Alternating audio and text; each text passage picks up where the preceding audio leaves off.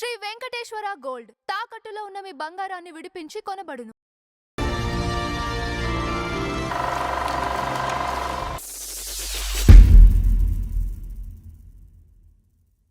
నమస్కారం నందవరచంద్ర గారు. నమస్కారం అంజబాబు గారు. సార్, ఈరోజు మన ఫ్లాష్ బ్యాక్లో సౌందర్య గారు హెలికాప్టర్ ఎక్కక ముందు అవును అసలు ఏం జరిగిందండి? ఆ ప్రమాదానికి కారణం ఏంటి అసలు? చెప్తాను. సౌందర్య ఒక మహానటితో పోల్చారు అందరూ మన తెలుగు చిత్ర పరిశ్రమలో. అవును, సావిత్రి గారి తర్వాత సావిత్రి గారి ప్లేస్ రీప్లేస్ చేస్తుంది అని అనుకున్నారు. చేసింది కూడా. కానీ సౌందర్య గారు తెలివైన ఆర్టిస్ట్ అని కూడా ప్రూవ్ చేసుకుంది ఆవిడ. ఆవిడ ఒరిజినల్ పేరు సౌమ్య. కోలార్ జిల్లాలో పుట్టింది ఆవిడ 1972లో. అది మనం చెప్పుకున్నాం, మళ్ళీ రిపీట్ చేయాల్సిన అవసరం ఉంది కాబట్టి చెప్తున్నాను. ఏమండి, ఆ సౌమ్య పేరుకు తగ్గట్టు సౌమ్యురాలు ఆవిడ. ఎవరిని హర్ట్ చేసే మనస్తత్వం కాదు, చాలా సాఫ్ట్గా వెళుతూ తన పని తను చేసుకుంటూ వెళ్ళిపోయేది ఆవిడ. అందరినీ నమ్మేది ఆవిడ. ఇలాంటి పరిస్థితుల్లో తండ్రి సత్యనారాయణ గారు రచయిత నిర్మాత కూడా. తండ్రి రచయిత నిర్మాత కూడా. ఆయన ఆర్ఎస్ఎస్ అభిమాని బాగా. ఆర్ఎస్ఎస్ అంటే మన మోడీ గారు వీళ్ళందరిది ఆర్ఎస్ఎస్ అభిమానం అవడంతో ఇంత స్టాంచ్ సపోర్టర్ ఆఫ్ బీజేపీ.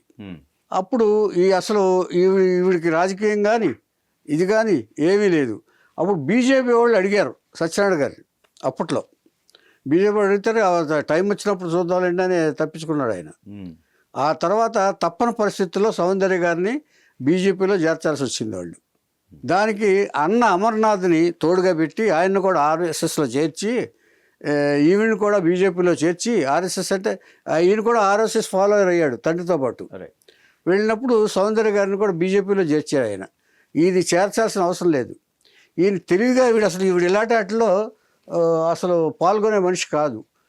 ఎంత తెలివిగా ఉందంటే పెళ్ళిళ్ళు ఎవరు డిమాండ్లో ఉన్నప్పుడు కానీ, ఆర్టిస్ట్గా ఫుల్ ఫ్లెడ్జ్డ్గా పనిచేస్తున్నప్పుడు కానీ పెళ్ళిళ్ళు ఎవరు చేసుకోరు.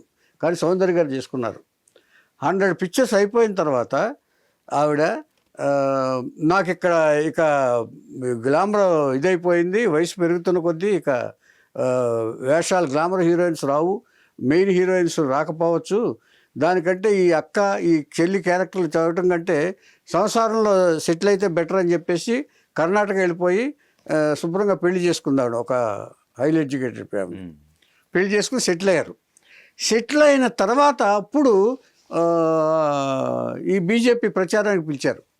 అప్పట్లో ఎలక్షన్స్ వచ్చి 2004 అనుకుంటా. 2004 అప్పుడు రాజశేఖర రెడ్డి గారు ఉన్నారు. అప్పుడు ఫస్ట్ టైం కాంగ్రెస్కి గెలిచినప్పుడు ఈ బీజేపీ కోసం అట్రాక్షన్ కావాలి. ఇంచేతంటే రాజశేఖర రెడ్డి గారు పవర్ఫుల్గా ప్రచారం చేస్తున్నారు అక్కడ. కాంగ్రెస్ గవర్నమెంట్ చాలా పవర్ఫుల్గా ఉంది అక్కడ. అందుకని ఈ ఆర్టిస్ట్ అట్రాక్షన్ కావాలని చెప్పి బీజేపీ వాళ్ళు ఈవిని బలవంతంగా బీజేపీలో చేర్చుకున్నారు ఆయన. దానికి ఇన్నర్గా చాలా వ్యవహారాలు జరిగినాయి. అది మనం చెప్పక్కర్లేదు, అది అన్న కూడా కారణం దానికి. వెళ్ళిన తర్వాత అప్పుడు ప్రచారానికి ఇక్కడ హైదరాబాద్లో కాదు, ఈ చుట్టుపక్కల గ్రామాలకి వెళ్ళటానికి ప్రచారానికి పిలిచారు వాళ్ళు. పిలిచిన తర్వాత సౌందర్య గారిని వెళ్ళాల్సి వచ్చింది. అన్న ఎప్పుడు తోడుంటాడు. అయిన తర్వాత అక్కడి నుంచి ఎయిర్ ఇండియా ఫ్లైట్ బుక్ చేసుకున్నారు వీళ్ళు. బుక్ చేసుకున్న తర్వాత కొంచెం లేట్ అవుతుంది, అది ఇదవుతుందో లేదో, మీరు హెలికాప్టర్ బుక్ చేసుకోండి, మేము పే చేస్తామని చెప్పేసి వాళ్ళు అక్కడి నుంచి కవర్ చేశారు. హెలికాప్టర్ బుక్ చేసుకునేటప్పుడు అన్నీ చూసుకోవాలి. ఇది చాలా జాగ్రత్త అయిన విషయం. అది టైం అయిపోయిందా లేదా, హెలికాప్టర్ కొన్ని గంటల టైం అని ఉంటుంది, ట్రావెలింగ్ టైము. ఆ తర్వాత దాన్ని తీసేస్తారు, డిస్మాంటిల్ చేసేస్తారు. కానీ అది టైం అయిపోయిన తర్వాత ఆ హెలికాప్టర్ని వీళ్ళకి అద్దెకి ఇచ్చారు. అది ఒక పెద్ద పొరపాటు జరిగింది. వాళ్ళకి తెలియదు పాపం. వెళ్ళింది నలుగురే, ఈ పైలట్ కో పైలట్ వీళ్ళిద్దరు.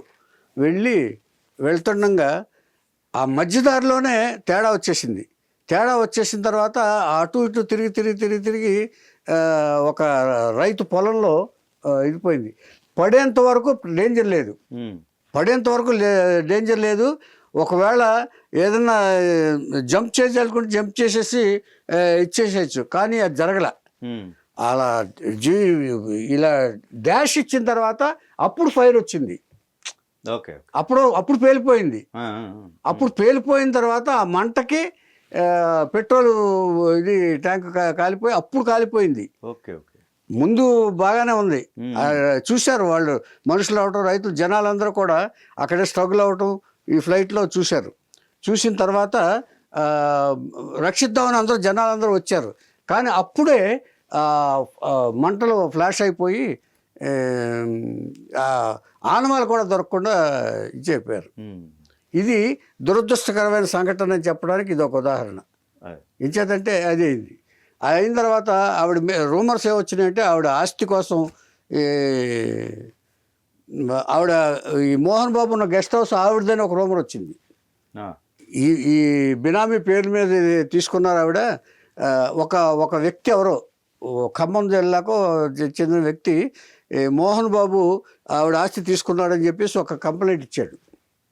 ఈ మధ్యకాలంలో అది వైరల్ అయింది. పోలీసెట్ ఏదో సంథింగ్ ఏదో పేరుంది ఏమండి. కానీ అది నిజం కాదు, ఆయన మా వెల్ విషరు అని సౌందర్య గారి భర్తే చెప్పాడు. ఇంచేతంటే సౌందర్య గారి ఆస్తులకు సంబంధించిన విషయాలన్నీ ఆవిడ భర్తకు తెలుసు. కానీ ఆయన చెప్పి మోహన్ బాబు గారికి ఏం సంబంధం లేదు, మా ఆ గెస్ట్ హౌస్ ఆయనే కట్టుకున్నారు, ఆయన కొనుక్కున్నారు, 6 ఎకరాలు కొనుక్కుని ఆయన కట్టుకున్నారు అని చెప్పేసి మాకేం సంబంధం లేదు, ఇది రూమర్స్ ఇలాగ వ్యాప్తి చేయొద్దు, ఆయన మా కుటుంబానికే వెల్ విషయం, మా అందరికీ వెల్ విషయం, మాకు నమ్మకం ఉంది ఆయన మీద, మేము నమ్ముతున్నాం, ఇలాంటి వదంతులు వ్యాప్తి చేయొద్దని చెప్పేసి ఆయన స్టేట్మెంట్ ఇచ్చాడు. దాంతో అది సద్దుమణిగింది. నిజంగా కూడా అంత చేయాల్సిన అవసరం మోహన్ బాబుకి లేదు, అవసరం లేదు. ఎంచేతంటే హీజ్ వెల్ ఆఫ్ కదా బాబు. అందుకని ఇది సౌందర్య గారికి సంబంధించిన.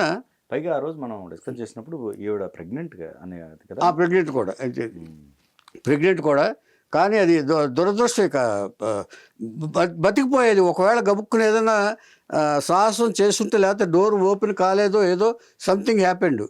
కిందకి దిగేంత వరకునండి మంటలు లేవండి, కింద దిగేంత వరకు మంటలు లేదు, ఆ ఫోర్స్కి మంటలు రేగినాయి అనమాట.